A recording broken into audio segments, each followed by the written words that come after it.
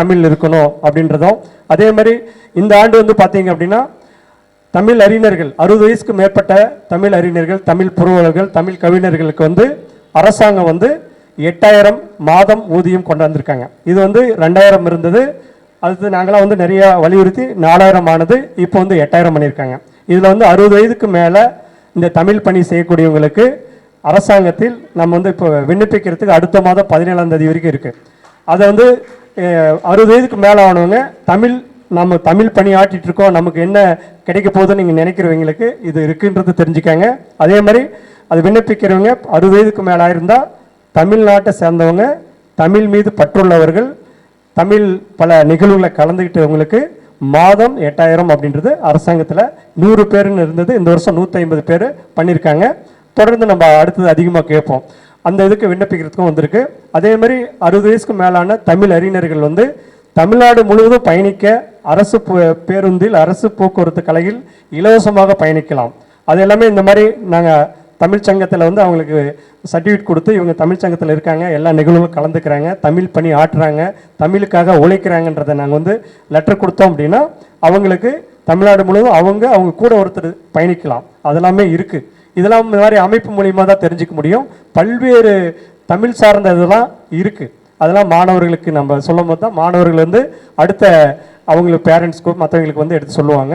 நான் வந்து 1994 முதல் கல்லூரி படிப்பு படிக்கும் பொழுது மாணவர்களுக்கு வந்து நான் வந்து தமிழ்ச்சங்கத்து தலைவராக இருக்கேன். பட் ஆனால் என்னுடைய பாடம் வந்து என்னென்னா கணிதம். நான் மேக்ஸ் தான் படித்தேன். பட் இருந்தாலும் சின்ன வயசுலேருந்தே உங்களாட்ட பள்ளியில் வந்து படிக்கிறப்ப நமக்கு தமிழ் மீது ஆர்வம் வரும் இல்லையா, அந்த ஆர்வத்தினால அடுத்தது நான் வந்து டெல்லியில் நான் ஐஏஎஸ் கோச்சிங் வந்து 2000 நான் படித்தேன். அப்போ நம்ம ஊர் விட்டு வெளியே போனால் தான் நம்ம மொழியினுடைய அருமை புரியும். அங்கே யாராவது ஒருத்தர்கிட்ட தமிழ் பேசுகிறதுக்கு இருப்பாங்களான்னு தேடுவோம். அப்போ தான் தமிழ் இருந்தது. அந்த நேரத்தில் நான் வந்து என்ன பண்ணேன் அப்படின்னா தமிழ், அதாவது இங்கிலீஷ்லேயும் ஹிந்திலையும் எல்லா பத்திரிக்கையும் இருக்கும். அதே மாதிரி புத்தகமும் தமிழில் ஹிந்தியில் எல்லாமே கிடைக்கும். இப்போ ஒரு ஐஏஎஸ் படிக்கணும்னா அப்போல்லாம் 2000 பார்த்தீங்க அப்படின்னா தமிழில் பார்க்கவே முடியாது.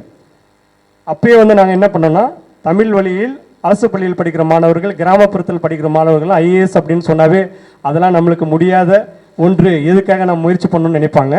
அவங்க வரைக்கும் போகணும் அப்படின்றதுக்காக நான் வந்து டெல்லியில் இருக்கப்பயே நம்ம ஊருக்கு வந்த பிறகு தமிழில் வந்து ஒரு புத்தகம் வெளியிடுன்னு சொல்லி நான் வந்து ஜிகே டுடே அப்படின்றது இங்கிலீஷில் இருக்குது, அது தமிழில் வந்து ஜிகே டுடேன்ற புத்தகம் தமிழ்நாடு முழுவதும் நான் போட்டேன். அது வழியாக வந்து பார்த்தீங்கன்னா எனக்கு தெரிஞ்சு ஒரு 10,000 பேருக்கு மேலே அந்த புத்தகம் ஒரு 7 வருஷம் தொடர்ந்து நான் கொடுத்தேன். அப்புறமா அரசாங்கத்தினுடைய நிலையில் வந்து ஒரு 10 வருஷம் பக்கம் தேர்வுலாம் நடத்தலை, நிறையா எக்ஸாம்ஸ் நடந்தது இருந்தது. அந்த புத்தகம் ஒரு மாதம் 20 ரூபா, ஒரு வருஷத்துக்கு 240 ரூபா கொடுத்து வாங்கி படித்தாவே, அந்த புத்தகம் படித்தாவே நம்ம கவர்மெண்ட் வேலைக்கு போகலாம். அந்தளவுக்கு நான் வடிவமைச்சிருந்தோம். அந்த மாதிரி இப்போ இனிமேல் வந்து அகில இந்திய தமிழ்ச்சங்கமே நம்ம கொண்டு வந்ததுனால தமிழ்ச்சங்கம் சார்பாக ஐஏஎஸ் வரைக்கும் தமிழில் படிப்பதற்கான ஒரு பயிற்சி நிறுவனத்தை அகில இந்திய தமிழ்ச்சங்கம் தொடங்கும் என்பதை உங்கள் முன்னில் அறிவிக்கிறோம். அது மட்டுமல்ல, நாம் சென்ற வாரம் நமது நிகழ்வுக்கு சிறப்பு விருந்தினராக சேலத்தில் இருக்கக்கூடிய ஐபிஎஸ் ஆணையாளர் அவர்களை வந்து சந்தித்தோம். அவர் வந்து பார்த்தீங்கன்னா உத்தரப்பிரதேசம், அவர் வந்து அனில்குமார் கிரி அவர்கள் ஆணையாளராக இருக்கார். அவர் வந்து பார்த்தீங்கன்னா உத்தரப்பிரதேசத்துலேருந்து இங்கே வந்து ஆணையாளர் இருக்கார். அவர் என்ன சொல்கிறாருன்னா அவருடைய பையன் வந்து 10th இப்போ படிச்சுட்ருக்கான், சிபிஎஸ்சியில் ஹிந்தி ஒரு சப்ஜெக்டில் படிச்சுட்ருக்கான். இங்கே வந்த பிறகு அவர் என்ன சொல்கிறாரு, என்ன அடுத்த வருஷம் என் பையனை தமிழ் மீடியத்தில், அதாவது தமிழ் ஒரு சப்ஜெக்டை வந்து தமிழாக படிக்கிறதுக்கு நான் வந்து அரசு பள்ளியில் இங்கிலீஷ் மீடியம் ஒரு சப்ஜெக்ட் தமிழ், அந்த மாதிரி நான் சேர்த்துறதா, தமிழ் நீங்கள் சொல்லிக் கொடுக்க முடியுமான்னு சொன்னார். கண்டிப்பாக முடியும் அப்படின்னு சொன்னேன். ஏன்னா அந்த 10th முடித்த உடனே அந்த லீவில் இருந்தே தமிழ் சொல்லிக் கொடுக்குறோம் அப்படின்னு சொன்னார். எதுக்கு அவர் இது நான் சொல்ல வரேன்னா, அவர் சொல்கிறாரு ஹிந்தி அப்படின்னு நம்ம நீங்கள் நினைக்கிறீங்க, 18 ஸ்டேட்டில் ஹிந்தி இருக்குது. தமிழ் அப்படின்றது வந்து பார்த்தீங்கன்னா இதை படித்து ஒரு ஐஏஎஸ் எக்ஸாம் எழுதுறீங்க அப்படின்னா, தேர்வு எழுதுறீங்கன்னா திருத்துறவங்க யாராக இருப்பாங்க, தமிழ்நாட்டை சேர்ந்தவங்களாக இருப்பாங்க. அப்போ ஈஸியாக நம்ம வந்து பாஸ் பண்ண முடியும்.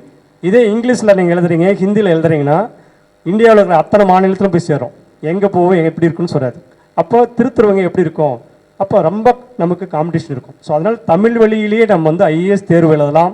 ஐஏஎஸ் தேர்வில் போய் இன்டர்வியூ வந்து நீங்கள் வந்து தமிழ்லேயே அட்டன் பண்ணலாம். தமிழ்லேயே நம்ம உள்ளத்தில் இருக்கிற கருத்தை நம்ம வந்து நம்ம மொழியில் எடுத்து சொல்லும் போது தான் சரியாக வந்து அதுக்கான விடைகள் சொல்ல முடியும். அது எல்லாமே வந்து நீங்கள் செய்ய முடியும். நீங்கள் வந்து இங்கிலீஷ் மீடியம் படிச்சிருந்தாலுமே தமிழில் வந்து நம்ம ஐஏஎஸ் தேர்வு எழுதலாம், ஆனால் தமிழ் தெரிஞ்சிருக்கணும். அதுக்காக அவர் வந்து என்னுடைய பையனை தமிழில் 2 வருஷம் சேர்த்து காலேஜ் வரைக்கும் வந்தாலுமே தமிழ் அவனுக்கு கற்றுக்கணும்னு சொல்லி வெளி மாநிலத்திலிருந்து இங்கே வரக்கூடிய ஒரு ஐபிஎஸ் அதிகாரி சொல்கிறார். ரைட்டுங்களா? எதுக்காகனா அவர் சொல்ல ட்ரான்ஸ்ஃபர் அப்பப்போ எனக்கு மாற்றினா எங்களுக்கு எப்படின்னாரு, நான் அகில இந்திய தமிழ் சங்கன்றதுனால எல்லா மாவட்டத்துலேயும் எங்களுக்கு தமிழ் ஆசிரியர் இருக்காங்க. என்கிட்ட படித்தவங்க தமிழ்நாடு முழுவதும் 18,000 ஆசிரியர்கள் இருக்காங்க. அதில் 6,000 ஆசிரியர் ஹெச்எம் ஏஹெச்எம்மாக இருக்காங்க. நான் வந்து டெல்லியில் வந்து ஐஏஎஸ் கோச்சிங் படிச்சுட்டு வந்து சேலத்தில் வந்து யூனிக் அகாடமி, யூனிக் ஐஏஎஸ் அகாடமின்னு ஆரம்பித்து பல்வேறு போட்டித் தேர்வுகள், police, SI, TNPSC, IAS, NEET தேர்வு, இந்த மாதிரி பல்வேறு வங்கி தேர்வு இதெல்லாம் வந்து நாங்கள் பயிற்சி கொடுத்துட்ருக்கோம். அதில் இது வரைக்கும் பார்த்தீங்கன்னா 30,000க்கு மேலே இப்போ இந்த அழைப்பதில் கூட பின்னாடி போட்டிருப்போம். என்கிட்ட படித்தவங்க தமிழகம் முழுவதும் அனைத்து துறைகளிலும் இருக்காங்க. சேலம் வந்து சிஓ கூட பார்த்தீங்கன்னா என் கிளாஸ்மேட்டு தான், அவருக்கு பிஏ பார்த்தீங்கன்னா என் காலேஜ் மேட்டு. இந்த மாதிரி ஒவ்வொரு இடத்துலையும் பார்த்தீங்கன்னா எல்லா துறையிலையும் நீங்கள் வந்து இன்றைக்கி என் ஸ்டூடெண்ட்ஸ் இருக்காங்க, என் ஃப்ரெண்ட்ஸ் இருக்காங்க. அந்தளவுக்கு அவங்களுக்கு வழிகாட்டுதல் கொடுத்தோம். அந்த மாதிரி தான் இந்த இயக்கத்தின் மூலியமாக நான் கல்வித்துறையில் இருக்க தமிழ் துறை இது ரெண்டையும் எடுத்து மாணவர்கள்கிட்ட போயிடும் அப்படின்ற எண்ணத்தில் தான் இந்த மாதிரி நிகழ்வுகள்லாம் நாம் செஞ்சிட்ருக்கோம். இந்த நிகழ்வுக்கு ஐயா வந்து நாங்கள் கூப்பிட்டு இங்கே வந்து நிகழ்வுக்கு சிறப்பிக்க வந்துள்ளது எங்களுக்கு அகில இந்திய தமிழ் சார்பாகவும் என்ன சார்பாகவும் நன்றி சொல்கிறோம். அதே போல் ராசி சரவணன் ஐயா வந்து தொடர்ந்து நான் எப்போ கூப்பிட்டாலும் உடனே நான் அந்த நிகழ்ச்சிக்கு கண்டிப்பாக அவருக்கெல்லாம் வந்து நிறைய இன்றைக்கி கூட முகூர்த்த நாள் நிறைய நிகழ்வுகள் இருக்குது. நேற்றுமே வந்திருந்தார். நேற்று நாங்கள் வந்து பட்டிமன்றம், கவியரங்கம், பேச்சரங்கம் வச்சுருந்தோம். இது வந்து பள்ளி மாணவர்கள், கல்லூரி மாணவர்கள் வந்து இந்த பட்டிமன்றம், கவியரங்கம், பேச்சரங்கத்தை கலந்துக்கிறதுக்கு அது ஒரு இது நாங்கள் கொண்டு போயிட்டுருக்கோம். இந்த விருதுன்றது ஒரு பக்கம் பண்ணுறோம். உங்களுடைய திறனை வளர்த்துக்கொள்வதற்கு பட்டிமன்றம், பேச்சரங்கம், கவியரங்கம் இதில் பார்த்தீங்கன்னாவே நேற்று வந்து நிகழ்வு நடந்தது. என்ன முத்தமிழ் அப்படின்ற இதில் பேச்சரங்கம் கொடுத்தோம். அதே மாதிரி தமிழ் என் உயிர் மூச்சு என்ற கவியரங்கம் கொடுத்தோம். இந்த மாதிரி வந்து எல்லாமே தமிழ் சார்ந்துங்க நம்ம நடத்திட்டு இருந்தோம். ஓகேங்களா? அது மாதிரி நீங்கள் எல்லாருமே நல்லா படிங்க. இப்போ வந்து 99, 98, 100ன்ற மதிப்பெண் எடுத்திருக்கீங்க. நம்ம ஒரு இன்டர்வியூக்கு போனால் கூட பார்த்தீங்கன்னா இந்த 10th mark sheet, 12th mark ஷீட்டை பார்த்த உடனே வேல்யூ இப்போ கொடுப்பாங்க. ஏன்னா கடுமையாக வறுமையில் இருக்கவங்களும் கடுமையாக உழைக்கிறவங்களும் தான் இந்த தேர்வில் நல்ல மதிப்பெண் எடுக்கிறாங்க. அதாவது நிறைய பேர் வந்து வறுமையில் இருப்பாங்க, அவங்க பசங்க தான் வந்து நீங்கள் சாதனையில் ஆகுறங்க. அதே மாதிரி பின்னாடி பேக்லேருந்து சொல்கிறத கேட்டு, ஏன்னா இன்றைக்கி இருக்க காலகட்டத்தில் எல்லாமே செல்ஃபோனை வச்சுக்கிட்டு நேரத்தை 100க்கு 200% வந்து வேஸ்ட் பண்ணிட்டு 1000% வேஸ்ட் பண்ணிட்டு இருக்க காலத்தில் நீங்கள் நல்லா படித்து மதிப்பெண் எடுத்திருக்கீங்கன்றது எல்லாருக்குமே பெருமை. இந்த மாதிரி படிப்பை, அதாவது ஒரு சில நாட்டில் வந்து பார்த்திங்கன்னா அந்த செல்ஃபோனை பேன் பண்ணி செல்ஃபோனை யூஸ் பண்ண மாட்டாங்க. நம்ம தான் வந்து பார்த்திங்கன்னா அதிகமாக அதுக்கு நல்லதுக்கும் இருக்குது, கெட்டதுக்கும் இருக்குது. நல்லதுக்கு பயன்படுத்துங்க, செல்லை யூஸ் பண்ண வேணாம்னு நான் சொல்ல மாட்டேன். அதுலேருந்து நிறைய அறிவுகளை வளர்த்துறதுக்கு தேவையானது இருக்குது, அதை நம்ம எடுத்துக்கலாம். அதுக்கான நேரம் ஒவ்வொரு நிமிஷமும் நம்ம வாழ்க்கையினுடைய ஒவ்வொரு வெற்றிக்கான நிமிஷமும் அப்படின்னு எடுத்துக்கணும், நிமிடம்னு எடுத்துக்கணும். அந்த மாதிரி எடுக்கும்போது தான் சாதிக்க முடியும். சாதனைகள் பல புரியணும்னா நம்மளுடைய நேரத்தை வந்து எப்படி கையாளுறோம், திட்டமிடுறோம் அப்படின்றதும் இருக்குது. அதுக்கு தகுந்த மாதிரி கடின உழைப்பை நீங்கள் கொடுக்கணும். கொடுத்தோம் அப்படின்னா நம்மளால் முடியாது எதுவுமே கிடையாது. அந்த மாதிரி நீங்கள் வந்து இப்போ 12th படித்து இப்போ நீங்கள் வந்து நீட்டுக்கு செலக்ட் ஆகிருக்கீங்க.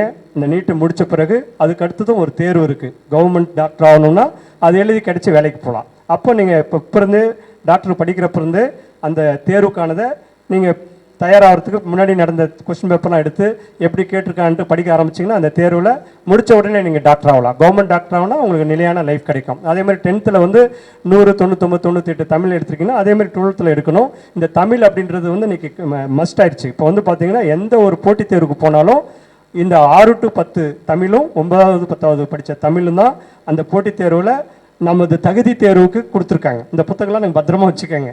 உண்மையிலே இன்றைக்கி என்னாச்சுன்னா இப்போ டீச்சர்ஸே வந்து இப்போ படிக்கணுன்ற ஒரு நிலையை கொடுத்துட்டாங்க. 6வது 10வது டீச்சர்ஸே அவங்களும் படித்து எழுதணும்னு கொடுத்துருக்காங்க. அப்போ நீங்கள் தமிழ் அப்படின்றது அவ்வளவு முக்கியம் வாய்ந்ததாக இருக்குது. நம்ம தமிழ்நாட்டை சேர்ந்தவங்க இந்த தமிழ் வேலைக்கு நம்ம நாட்டில் வேறு அதர் மாநிலத்தில் வந்துடக்கூடாதுன்றதுக்காக தான் அது கொண்டு வந்திருக்கு.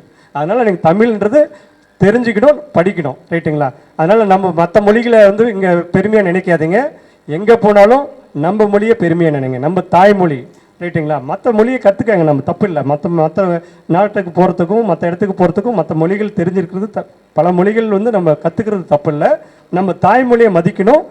தாய்மொழி வழியாக எங்கேனாலும் நம்ம பேசணும். நம்ம வேறு இடத்துக்கு போகிறோம் அப்படின்னா நம்ம 2 பேர் தமிழில் நீங்கள் பேசுங்க பாருங்கள். நேற்று கூட சார் ஒருத்தர் பேசினார், நமக்கு எதுக்கு வந்திருக்காரு.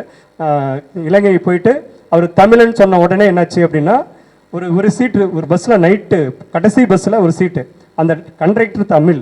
அங்கே வந்து பார்த்தீங்கன்னா சிங்களருக்கு வாய்ப்பு கொடுக்கல, தமிழருக்கு வாய்ப்பு கொடுத்துருக்காங்க. எதுக்கு நான் சொல்ல வரேன்னா நம்ம எங்கே போனாலும் நம்ம மொழியை நம்ம வந்து நேசிக்கணும், நம்ம மொழியில் பேசணும், அந்த மாதிரி இருக்கணும். அது மாதிரி தமிழ் அப்படின்றத நீங்கள் தொடர்ந்து நம்ம